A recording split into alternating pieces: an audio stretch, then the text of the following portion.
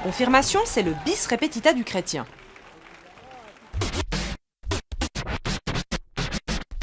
Enfin, c'est surtout l'affirmation publique de la foi chrétienne. Et donc, comme son nom l'indique, c'est la cérémonie durant laquelle le chrétien confirme. Et il confirme quoi? Eh bien, rien de moins que son baptême. La grâce donnée, l'amour sans condition de Dieu à son égard et le don de l'Esprit Saint, un souffle de liberté qui le déplace dans sa vie. Et tout ça, eh bien, le chrétien l'accepte. En confirmant, il s'engage donc dans son chemin de foi et par la même occasion dans sa désormais grande famille chrétienne. Je suis tellement contente. Le rite a traditionnellement lieu à la fin de l'adolescence. Il signe la fin de l'enseignement religieux, le catéchisme. La cérémonie se déroule le plus souvent au rameau ou à la Pentecôte. C'est évident qu'à notre époque, il est très difficile de ne pas faire sa confirmation comme tout le monde. Peut-être un peu la peur d'être mal jugé. Le jeune croyant qui avait été baptisé enfant sur la foi de ses parents prend alors son envol.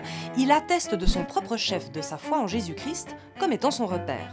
Et comme s'il n'y avait pas de hasard, ce rituel de passage coïncide avec l'entrée dans l'âge adulte et la fin de l'école. Chez les protestants réformés notamment, et les catholiques, qui pratiquent le baptême des enfants, on célèbre la confirmation des jeunes adultes. Chez les orthodoxes, c'est autre chose. La formule est au 2 en 1. Une fois baptisé, l'enfant est oint d'huile. La confirmation est ainsi faite dans la foulée.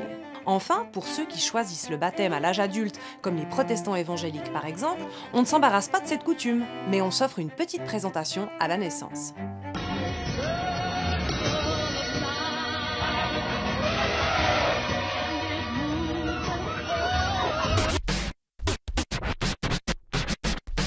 Catéchumène, vos parents ont promis de vous faire connaître l'Évangile.